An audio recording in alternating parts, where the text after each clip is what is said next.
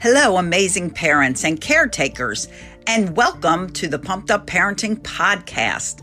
I'm your family empowerment coach, Celia Kibler. I'm a mom of a blended family of 5 kids. I'm a grandma of 9 kids, an author, a teacher, a speaker, and a consultant with over 40 years of training and real-life parenting experience. I'm here to offer you practical, doable tips, strategies, and techniques that will pump up your parenting skills and create peace, love, and laughter throughout your family.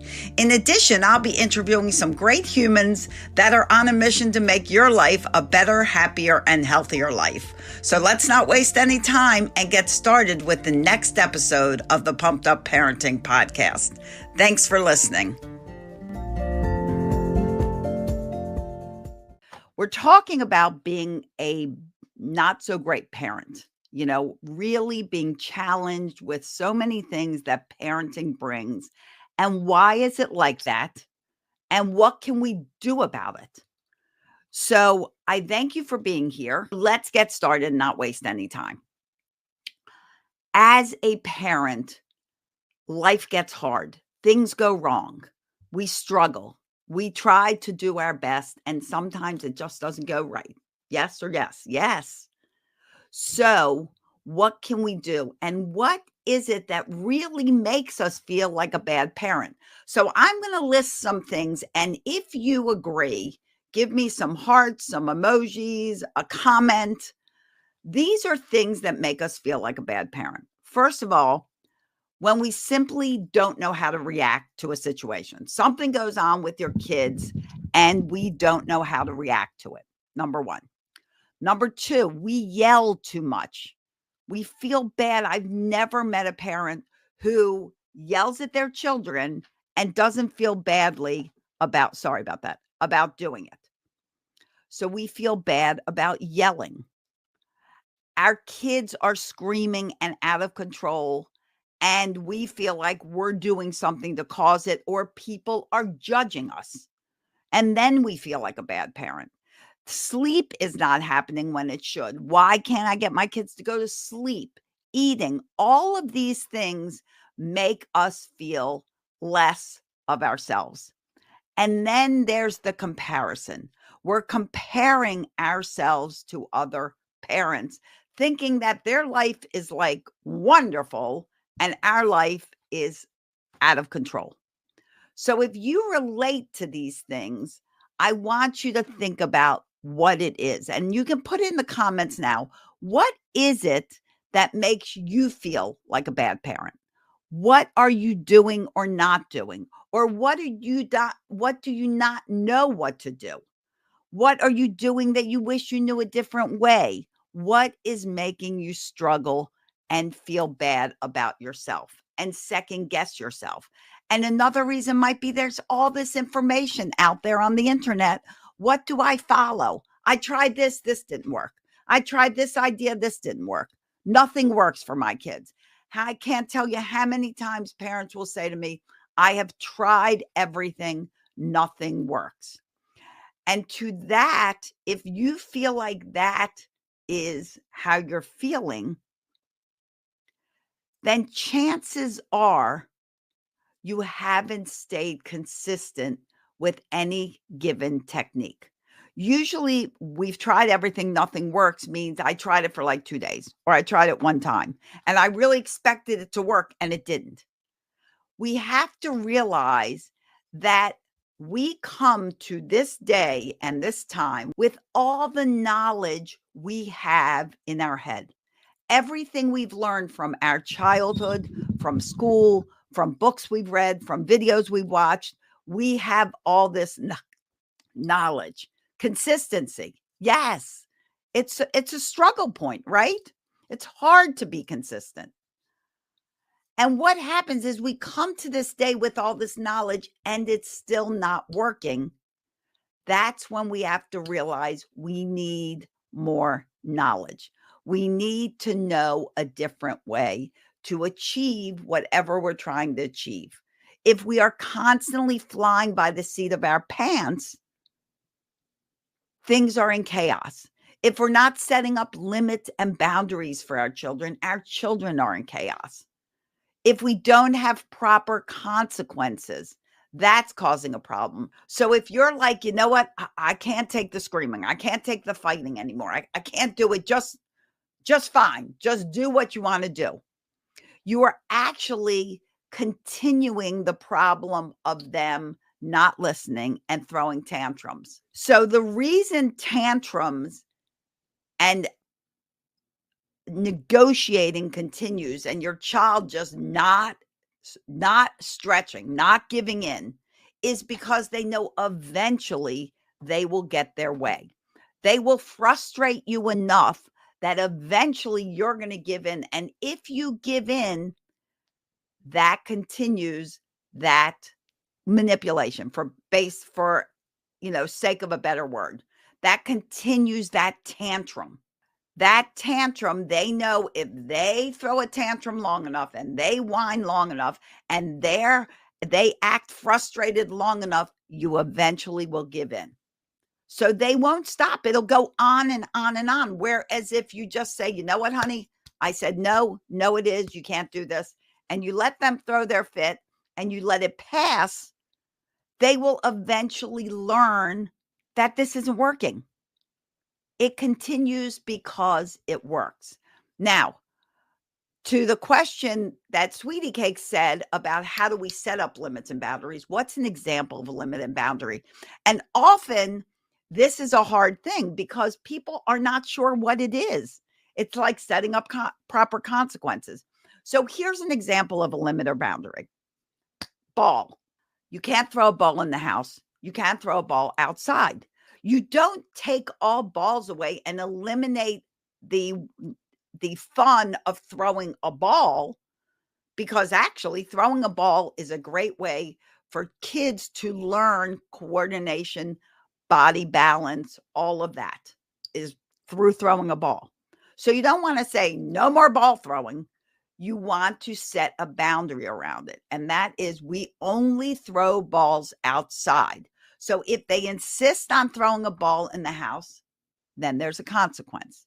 Now, there could be an encouragement system where they earn something when they do something right. And you're trying to change habits, so you have to be consistent.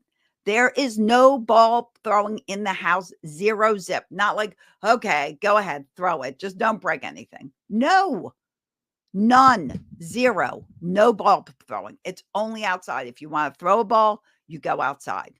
No jumping on the couch. If you want to jump, you can put some pillows on the floor and jump. You can jump on a mini trampoline.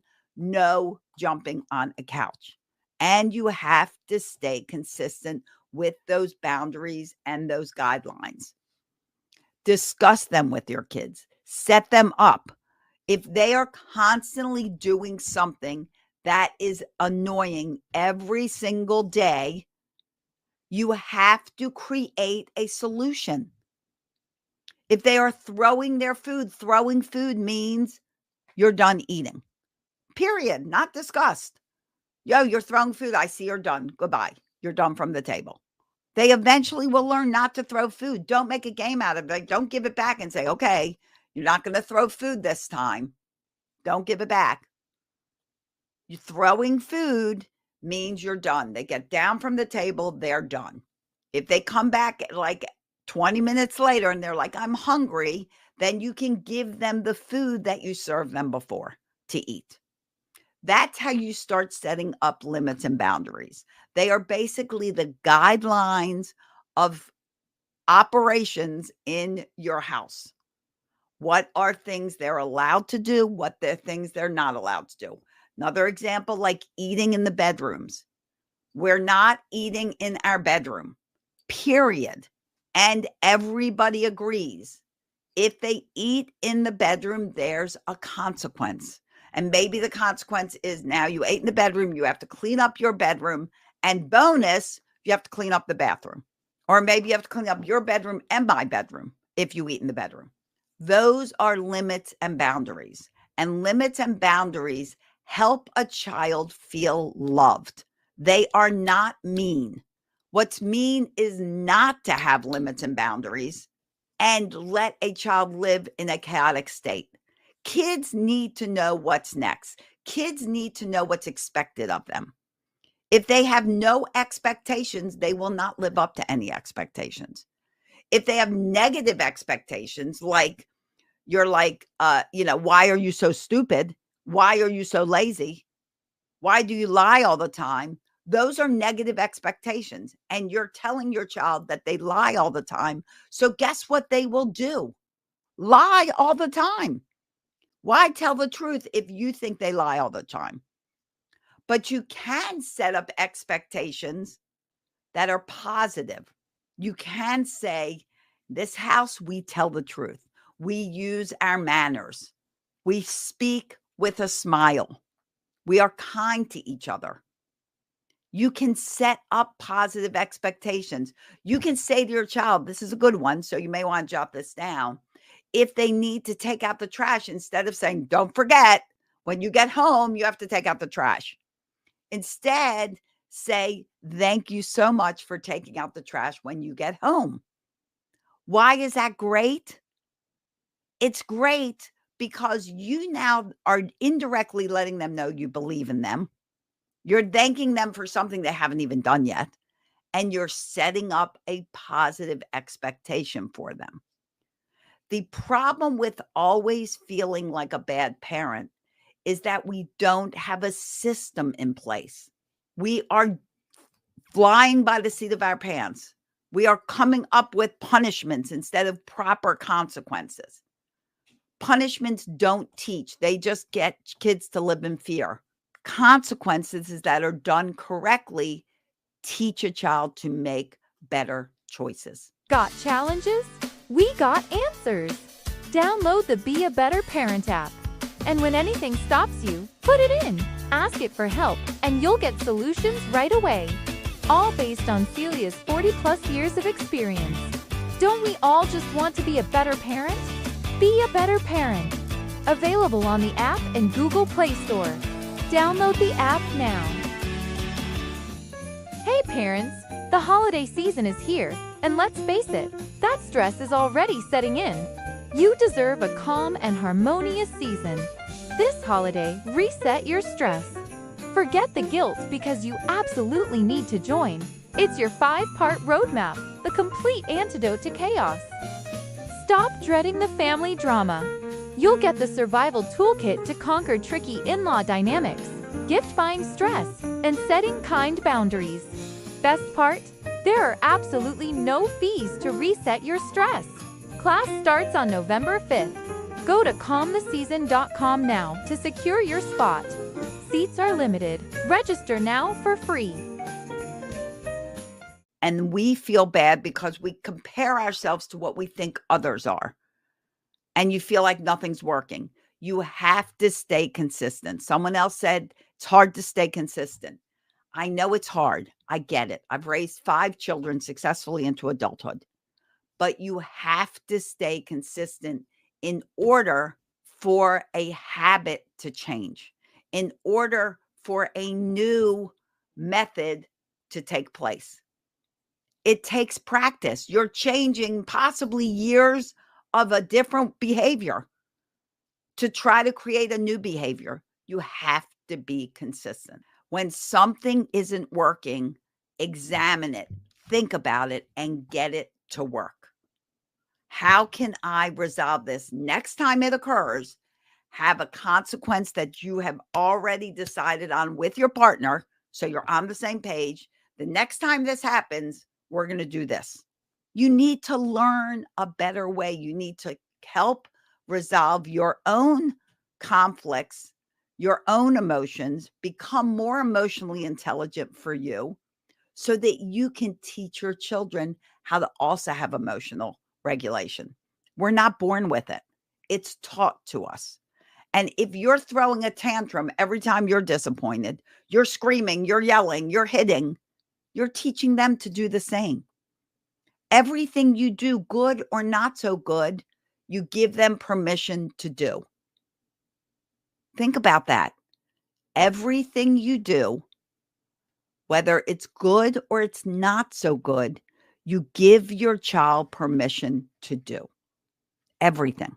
So if you're screaming and yelling because they did something to disappoint you, then you are teaching them to scream and yell when they're disappointed.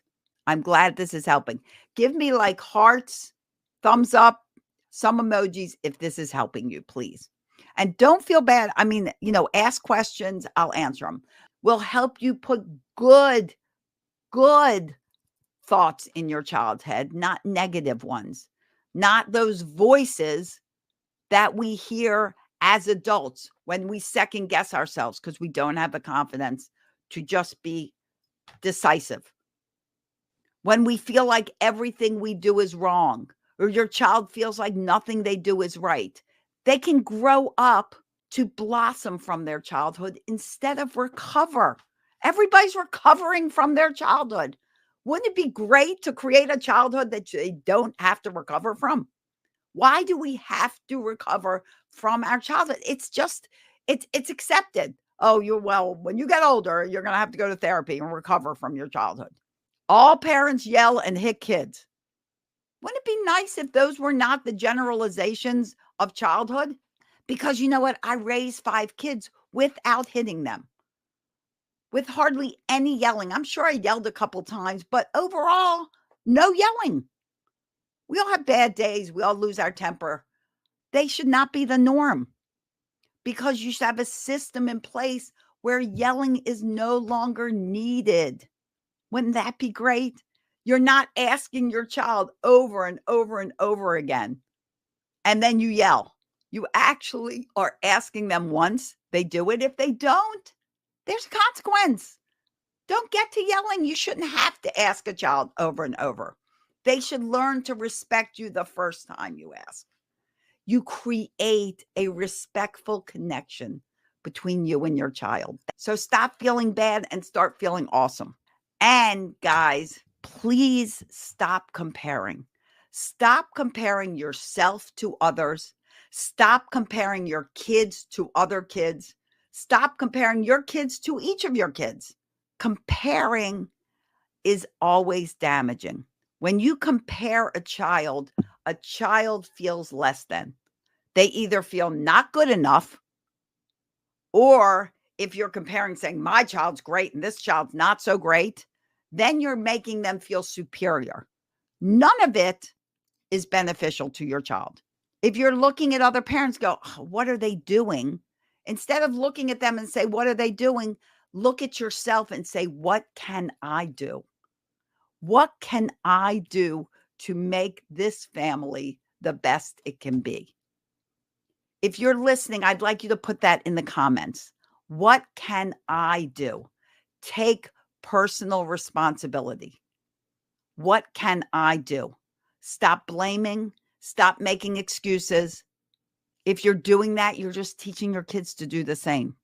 This world needs more people that realize, you know what? I have control over me, don't have control over anything else. No one can make you yell.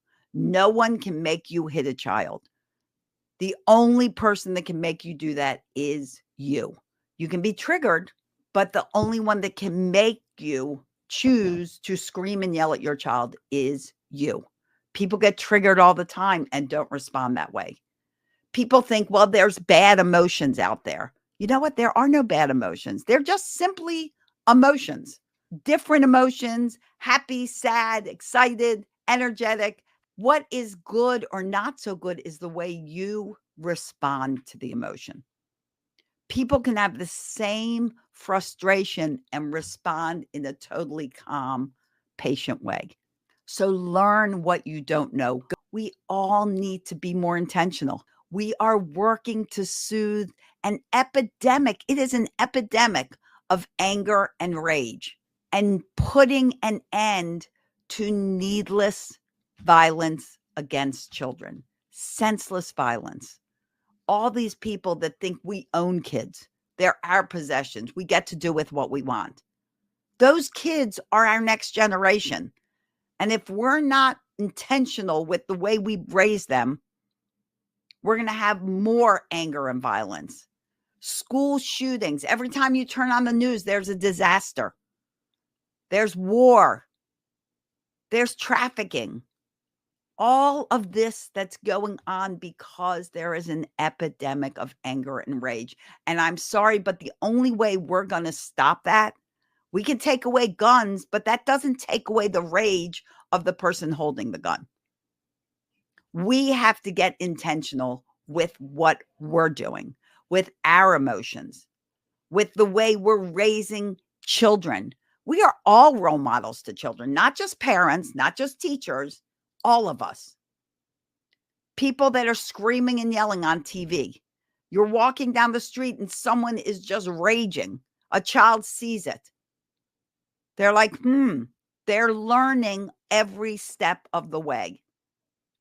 If we don't get everybody to take responsibility for our own actions and reactions, if we don't really realize that we're in control of all that we don't act like someone just because they're making us mad, so we're going to do it too. Why are you going to act like someone that's making you mad? Why are you going to act like someone that you don't like just because they're acting that way? It's up to us, my friends. We have to be better people, each of us. It starts with you and it continues for 7 generations. So I thank you so much for joining me. I know it's a busy day. You will have lots on your plate. I am grateful that you chose to spend a little time here with me. I hope you have an awesome day, and I wish you days filled with peace, love, tons of laughter. It really is the best medicine. Thank you, everyone. Have an awesome day.